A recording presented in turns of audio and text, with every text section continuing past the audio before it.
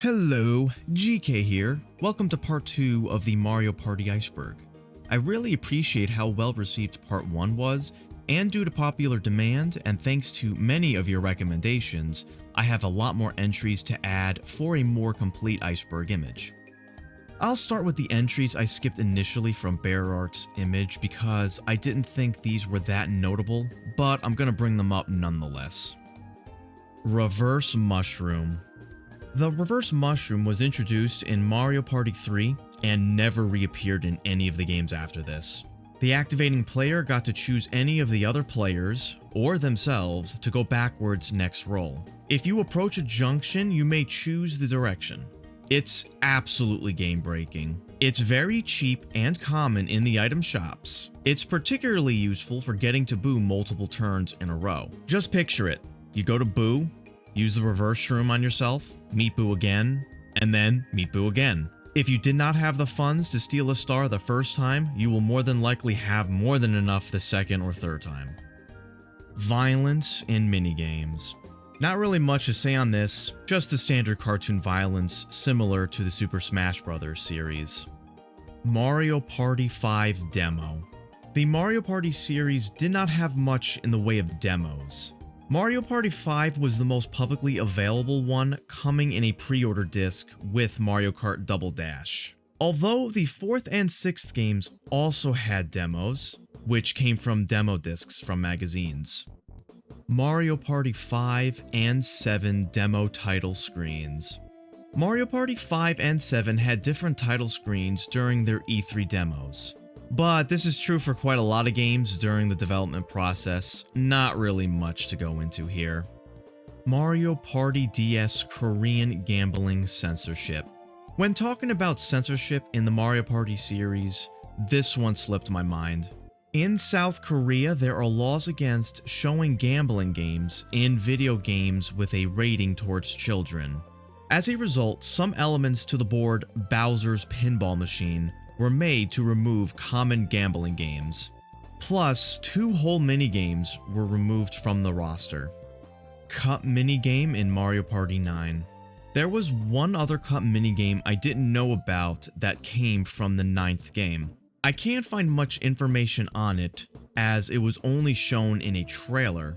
It was completely removed from the game's files. It appeared to be one of the unique Bowser Jr. minigames from 9 that seemed to take place in a Mario Brothers style arena. Now we're going to get into the new entries, mostly recommendations from the last video, but also from the Mario Party Reddit, primarily from user Toadette7. Plus, from Mario Party Legacy and Identifying Luck, both of which I highly recommend and will link to down below.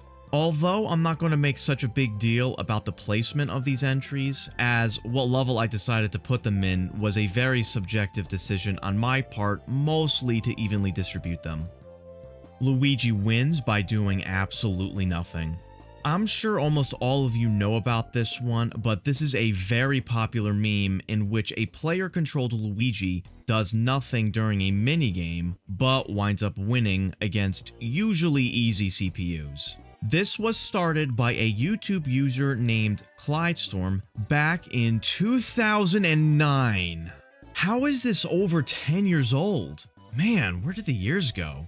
Anyway, if you want to learn more about the history of this, I will link to the Know Your Meme page down below. Event blocks plus other hidden block quirks. Another staple of the Mario Party series are hidden blocks. Although they vary somewhat from game to game, the general knowledge of them is that you either get coins or a star. Mario Party 1 hidden blocks are the most interesting, although they are called event blocks here. You either get Koopa Troopa, who gives you 20 coins, Bowser, who takes 20, or Boo, who does what Boo's gonna do. Once you get and are able to use event blocks, you can disable it within the bank, which is the only game that lets you disable the hidden block independently, as most games after this pair the option with the bonus stars for some reason, with the exception for the DS as it's always on. Mario Party 3 hidden blocks added items which does not reappear until Mario Party DS. Interesting thing to note is that if you play the tutorial in 3, when it shows examples of hidden blocks, it will show Mario getting a mushroom, which is actually not possible in-game. According to people from the Mario Party Netplay Discord, this is the item pool from hidden blocks, and the mushroom is not an option. Mario Party 2 and 4 featured the hidden block as most people know it, while in 5, stars are removed so you can only get coins. Then from 6 onwards, it seems hidden blocks were phased out until DS and Super Mario Party. For the DS, on top of re-adding items, they also add the multi-star hidden block, which you can get up to 3 in, and a star, which removes a star. Super Mario Party makes them basic again, only giving coins or a star. FYI, you cannot time that spinner. Mario Party Advanced. Mario Party Advance is the only exclusively single-player game in the series. The game has a full narrative story going on with lots of different characters, with the main gameplay mechanic being minigames of course, to keep with the Mario Party theme. Because it has no multiplayer options, it makes it an anomaly of the series.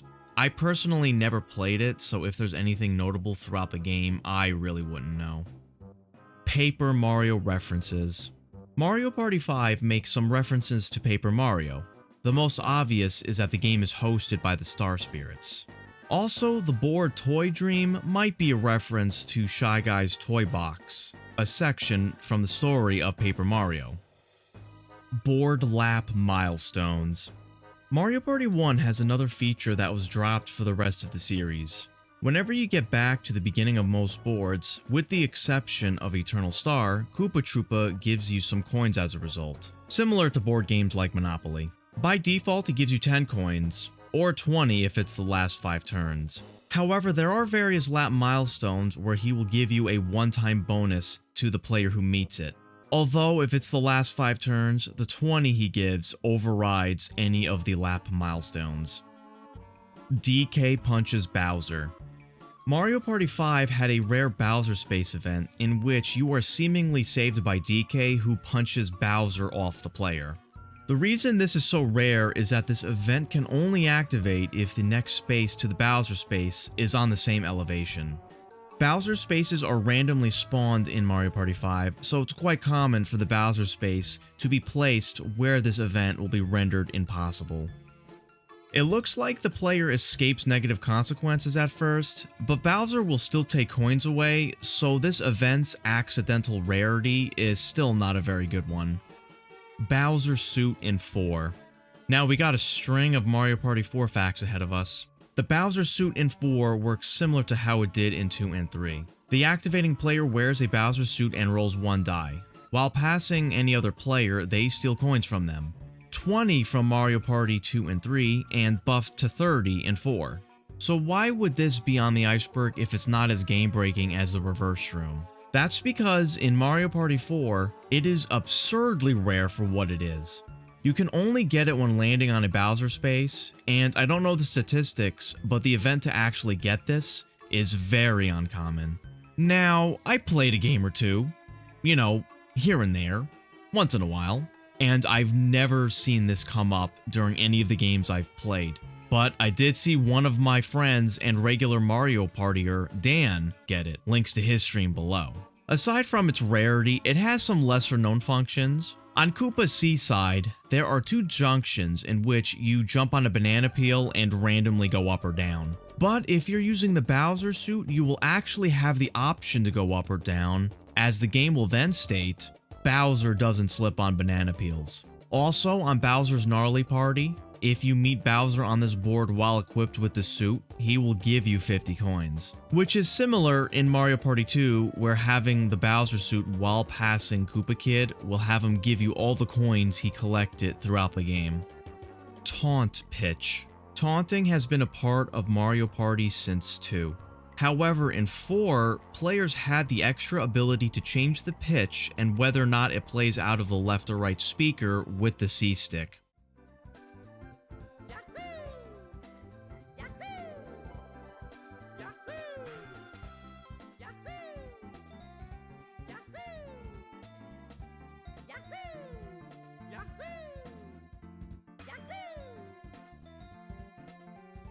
Mini Game Playlist. Most games in the series, when starting a new game, have the option to choose from various playlists of minigames. Usually from all, easy, hard, stuff like that. 4 is the only game in the series to allow for the creation of custom minigame playlists, though it does have some minimum requirements. It is completely perplexing why Hudson would never feature this option again. Super Mega Mushroom. This item from Mario Party 4 is what will allow the player to roll 3 dice. Throughout the series, whenever you use an item to roll this much, you tend to get a reward for rolling the exact same number. There is some variation from the games, but usually rolling 3 of a kind gives you 30 coins, while rolling 3 sevens gives you 50.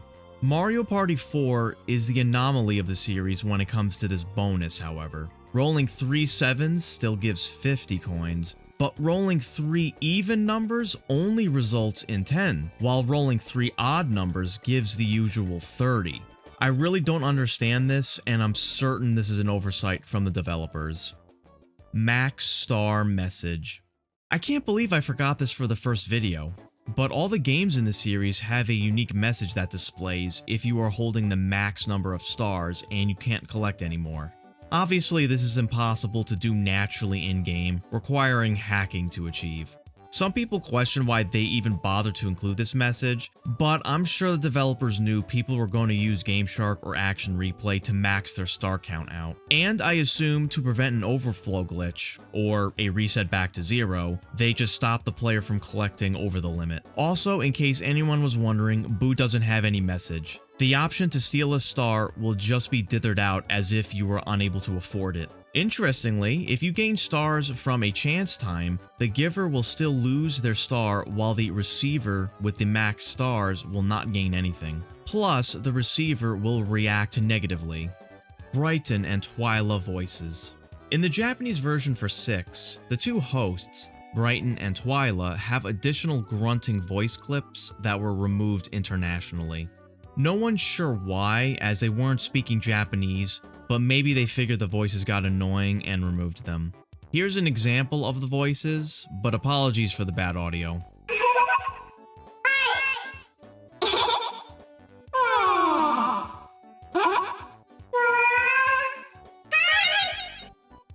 Bowser Bank. The bank space, despite only appearing in Mario Parties 2, 3, and 5, is a well-known function of Mario Party. Simply put, players pay a toll whenever they pass it, while landing on it allows them to take all the money that was collected. However, one board in Mario Party 2 inverts the bank concept. When you pass, the players actually gain 5 coins, while landing on the space forces that player to pay the entire sum that was given out thus far. If the player has no coins, this alternative event can happen. Where that's happened. Let's land on. Wait, let me load up my hex editor. I landed on it. Shit. Wait. It's awful. I like that music cue. So the player that just got completely screwed over there was Justly Belmont, another Mario Partier, and I will link to his stream down below as well. Bank plus Warp Glitch. Mario Party 3 had a peculiar glitch involving the bank space and the use of a warp block item. Normally when using the warp block, you swap with another player randomly and then roll. However, if you swap with another player who was already on the bank space, the game acts as if you just landed on it, allowing you to collect the money and then rolling right after. Given that in order to make use of this glitch, someone would have already had to land on the bank and empty it beforehand, making this glitch not worth the effort to go to, as the most you can possibly get would be 10 extra coins. Cut board. Of all the games in the series, I can only find evidence of one board being cut, which was from Super Mario Party. It looks like it was going to be set on top of skyscrapers, but I can't find if this would have been a normal party board, a partner board, or even just a test board. Given that Super Mario Party only had 4 boards, the lowest amount of the main series, it's a shame this one was not included. Goomba's House and Peach's Castle. In Mario Party 2, all of the boards include this little Goomba-shaped house. They are not that hard to spot, but it's interesting to note that they are included in all the boards. Also, Peach's castle is actually visible in Mystery Land on the top right. Star space indicators. Most people know that where the star spawns is on a small handful of predetermined spaces. For Mario Party 3, these spaces are actually marked on all the boards to let the players know which spaces are potential star spaces. It is not very obvious, but if you look at all the boards, you can see a faded circle next to some spaces. This is where Millennium Star sits when that space becomes a star space. It's honestly a shame they decided not to mark the spaces in future installments, as this could have added a subtle level of strategy. If you knew you weren't going to get to the current star, you could attempt to position yourself towards other potential star spaces. Well, technically you could always do this strategy if you have an image of the map with the star spaces marked. But do you really want to be that guy that does something like that? You see, when I stream my games, I totally wouldn't do something like that to give myself a leg up, oh no. And I'm definitely not the guy who also just so happens to know that all the star spaces will not repeat until they all had the star on them. And I certainly wouldn't X off all the star spaces until I can very easily narrow down the next star. Oh no, nah man, that ain't me. Star spawn in 7. Speaking of star spawns, don't you just hate it when the next star spawns on top of the space you're currently on? Meaning you can't get it until you're off the space, which usually results in someone else getting it long before you could. Well, Mario Party 7 is the only game as far as I can tell that is coded to deliberately spawn the star in an unoccupied space, preventing this situation from ever happening. Minigame category change. This entry is purely conjecture on my part, but in Mario Party 3 there are 2 minigames that swapped from being a 4-player game and a battle game. In my modest experience of hex editing Mario Party 3, I've noticed that all the minigames have an associated number to them when the game decides to pick one, and they all seem to be grouped together based on category. 4-player games are with other 4-player games, team games with other team games, and battles with other battles. Converting to a digital number, the 4-player games have a range from 21 to 40, while battle games range from 41 to 48. However, the 4-player minigame Rockin' Raceway is numbered 44, while the battle game Locked Out is number 26. From this, I believe the 2 games swapped categories. Another piece of evidence pointing to this is that Rockin' Raceway ends in a dramatic zoom-in photo finish, which seems more fitting in a battle game rather than a 4-player one. Hidden menu. Mario Party 1 has a hidden debug menu, which can be accessed without the use of a cheat device or hacking. Players can access it by entering the Konami code under a very particular set of circumstances. It's not really that hard to pull off, though I will link to the cutting room floor page that talks about this. The menu itself doesn't have any selectable options, but it has recorded stats for the current game. The only thing that this could really be useful for is if you want to see who is likely to get the bonus stars. Negative minigame coins. Speaking of Mario Party 1 bonus stars, most people know one of them is the minigame star, which is awarded to the player who earns the most coins during minigames. A unique element of Mario Party 1 is that some minigames will actually make you lose coins, and this will subtract from your total winnings towards the minigame star. A funny result of this is that if someone is doing particularly bad, it's actually possible to end the game with a negative minigame coin value. And that was part 2. This time I'll try not to let the outro get away from me again. I do want to appreciate you all for enjoying part 1. If you think I did a good job here, I would appreciate a like and a sub so you can be notified next time I make a video, whether or not it be Mario Party related again or not.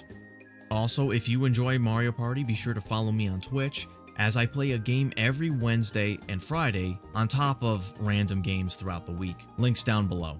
I don't think there would be enough for a part 3, and I probably wouldn't make another video on this same topic, but if you feel something should have been added, be sure to comment down below.